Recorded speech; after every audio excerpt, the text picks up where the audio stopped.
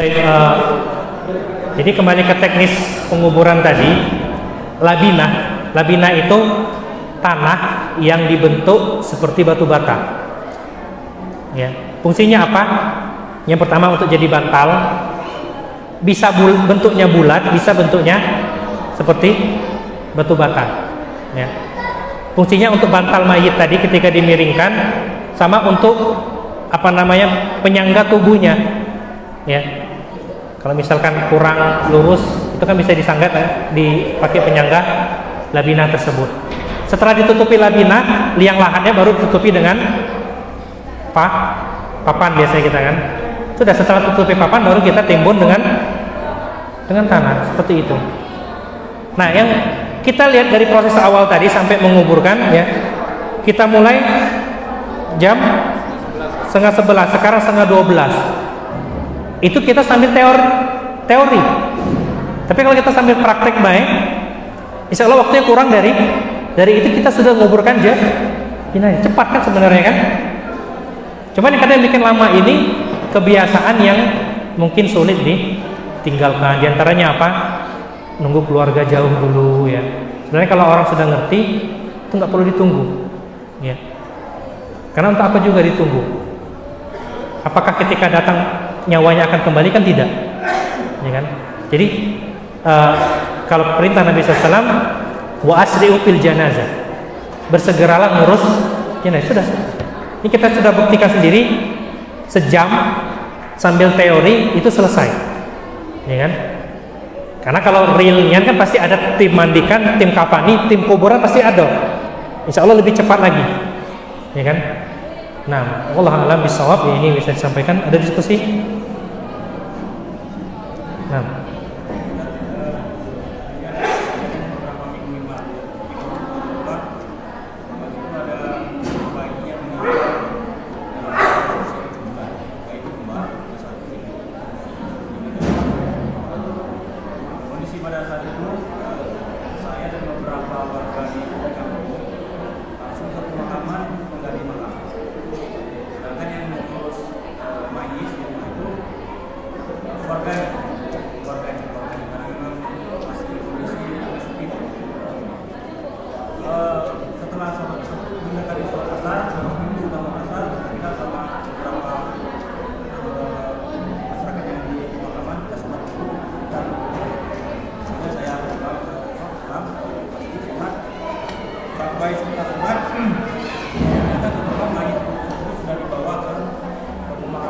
Selesai sholat. Oh, sholat asar.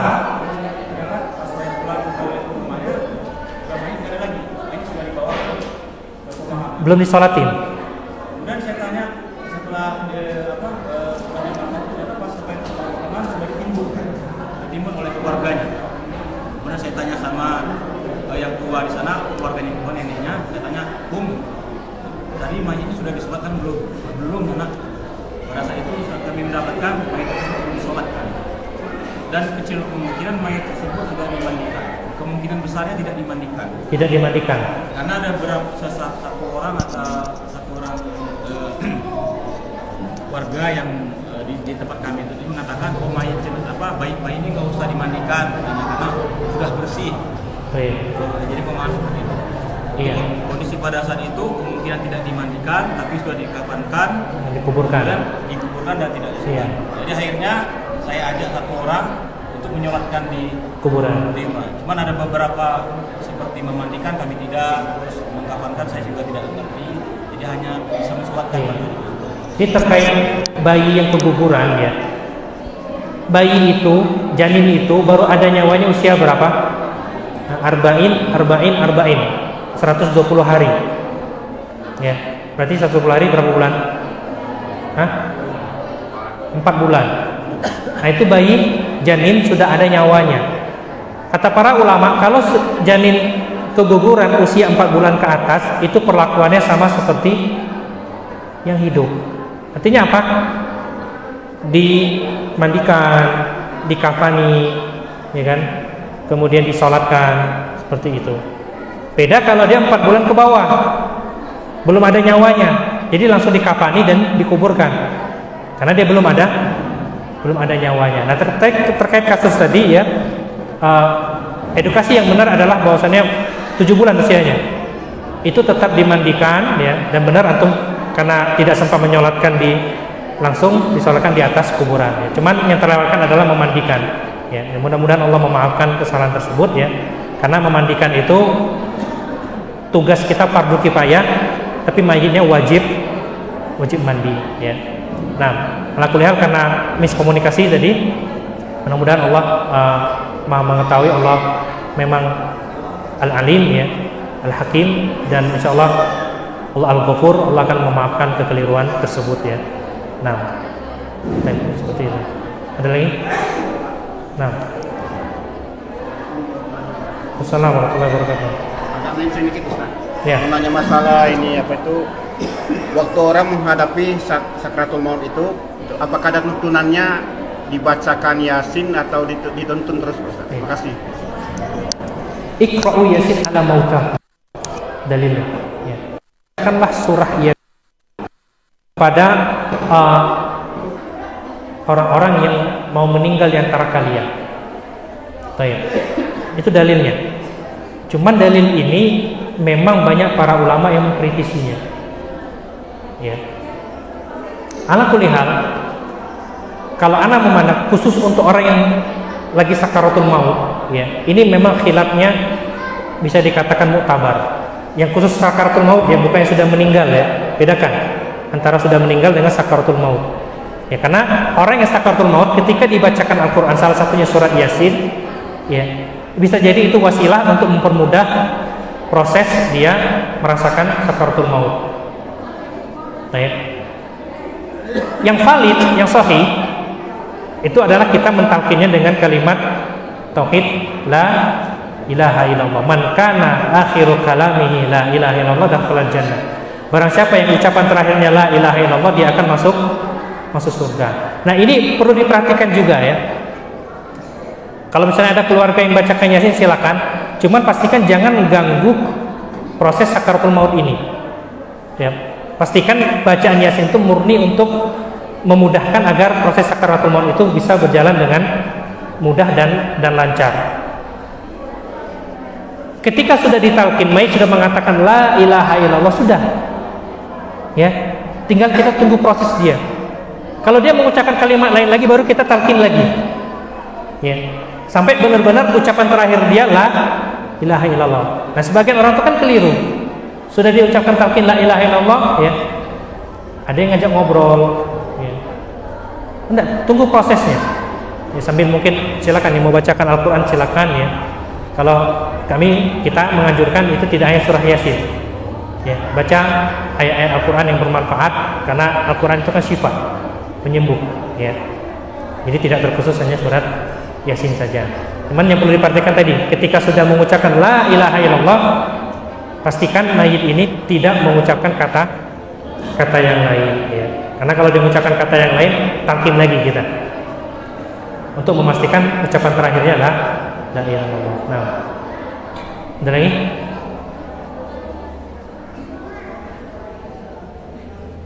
Baik, cukup.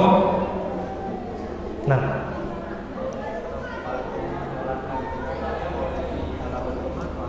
iya, ya, kalau kita lihat praktek baginda Nabi SAW, sholat jenazah itu selalu dilakukan di pelataran Masjid Nabawi, tidak masuk ke dalam masjid. Cuma memang ada beberapa riwayat, diantaranya 2 anaknya Baido itu disolatkan oleh Nabi di dalam masjid. Ada, ya. Cuma praktek umum yang dilakukan oleh baginda Rasulullah SAW itu di pelataran masjid, tidak masuk ke dalam masjid. Hanya beberapa kasus ditemukan riwayatnya ada, ya. Bahkan riwayat Imam Muslim, Nabi menyolatkan di dalam masjid. Kemudian di dalam rumah boleh, jadi nggak harus dibawa ke masjid. Asalkan rumahnya cukup bisa. Ya. Di ruang kelas sekolah bisa. Apalagi kalau ruang kelas kan lebih tertutup untuk akhwat biasanya. Ya, jadi ada kesempatan jamaah akhwat untuk sholat jenazah khusus mereka. Nah, Allah a'lam bishawab. Ada lagi?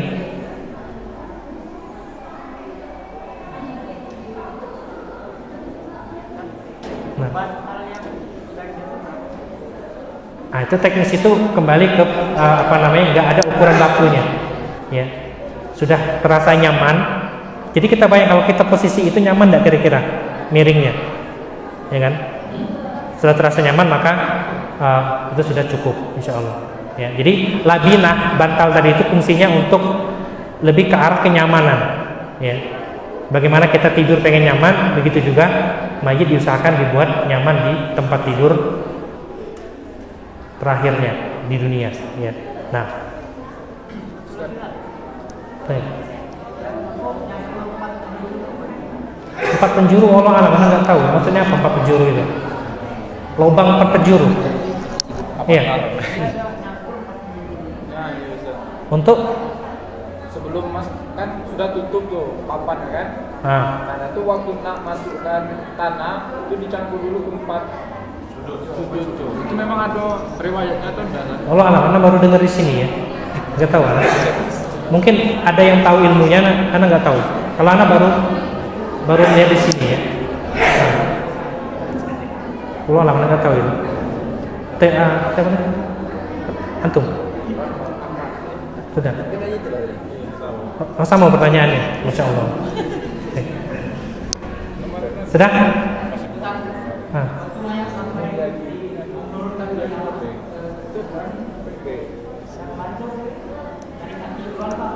Ya, nah ini sudah kita sampaikan tadi malam ya. Praktek yang dilakukan oleh para sahabat, dua-duanya ada asarnya semua. Ada yang memasukkan dari atas kepala, ada yang memasukkan dari arah kaki. Ada bahkan yang memasukkan dari samping. Jadi mana yang memudahkan kita silakan kita praktekkan. Jadi dalam fikih amalia ini nggak harus saklek begitu loh. Kalau nggak salah nggak harus. Ya. Jadi ada perkara-perkara yang memang semua dalilnya ada mendukung. Baik. Jadi itu bisa semua. Bisa dari kepala, bisa dari bawah, bisa juga dari samping. Yang penting bagaimana memudahkan. Kalau kayak mayitnya berat tadi seperti ini, ya. Kita ngerasa orang dua di dalam mungkin kewalahan, ya, paling tidak turun satu lagi. Nah, karena yang pernah turun ke liang lahat bukannya mudah narok mayit itu pas ya, karena kan ruangnya sempit, ruang gerak kita tuh sempit. Sementara kita harus nahan beban dengan tangan, ya. Jadi mana yang memudahkan kita itu yang kita lakukan. Cuman jangan lupa ketika masukkan ke dalam liang lahat bacanya apa? Bismillahi wa ala millati Rasulillah. Pendek ya, bismillahi wa ala millati Rasulillah. Ya, dengan nama Allah dan dengan di atas ajaran Rasulullah. Nah. Setelah dikasih papan, apakah ada riwayat kita mengambil tanah untuk menaburkan dalam liang lahat? Menaburkan bunga. Tanah. Mau menaburkan tanah di tanah ke dalam liang lahat. Oh iya, itu agar semua yang hadir ikut prosesi penguburan. Jadi ngambil tanah ya, agar kita dapat pahala juga. Karena kan pahala berapa? 2 kirat ya. 2 kirat sama mana? 2 kirat ya. Itu mulai dari awal prosesi, dari memandikan sampai ikut ke kuburan. Nah, jadi kan kalau kita nggak punya alat, masa nunggu alat dulu? Jadi kita ambil pakai tangan, ikut menguburkan. Jadi kita dapat peran, dapat pahala juga ikut menguburkan. Ya. Nah, Ada dalilnya apa? Kalau orang yang hidup di malam hari tidak boleh ikut masuk ke liang lahat. iya betul. Ya. Nah, jadi Nabi pernah bertanya kepada para sahabat, man minkum, siapa di antara kalian yang tadi malam itu tidak sedang berhubungan dengan keluarganya? Ya. Jadi saya silakan kamu masuk ke liang lahat. Ya, jadi orang junub yang tadi malam junub itu tidak dianjurkan masuk ke liang lahat. Wallah alam apa hikmahnya nggak tahu, tapi memang ada riwayatnya seperti itu. Nah, ya. Antum baru berapa minggu istri antum? Baru berapa pekan? Istri antum? 1 pekan. Kemarin yang mandikan siapa? Yang mandikan siapa? Pak Ahwat. Nah, antum ikut ke liang lahat ya. Nah, ini beliau istrinya baru meninggal ya, 1 pekan. Ya, 1 pekan ya. Semoga Allah berikan ganti yang lebih baik ya. Nah, istri dan anak. Istri sendiri. Bukan lagi hamil, bukan. Ya. Semoga Allah berikan ganti yang lebih baik daripada musibah yang menimpa antum ya. Nah, silakan. Setelah kita mengikuti proses tadi memandikan, terus kemudian terakhir menguburkan, yang mengikuti itu harus mandi. Disunahkan. Jadi disunahkan bagi yang mengikuti prosesi pengurusan jenazah untuk mandi besar. Di antara sunnah-sunnah mandi adalah mandi setelah mengantarkan jenazah. Hukumnya sunnah lah ya. Ya, disunahkan mandi. Nah, karena wajib mandi itu ada berapa? Junub, kemudian ihtilam, mimpi basah, kemudian selesai haid bagi wanita. Sama satu lagi orang kafir kalau masuk Islam ya. Nah.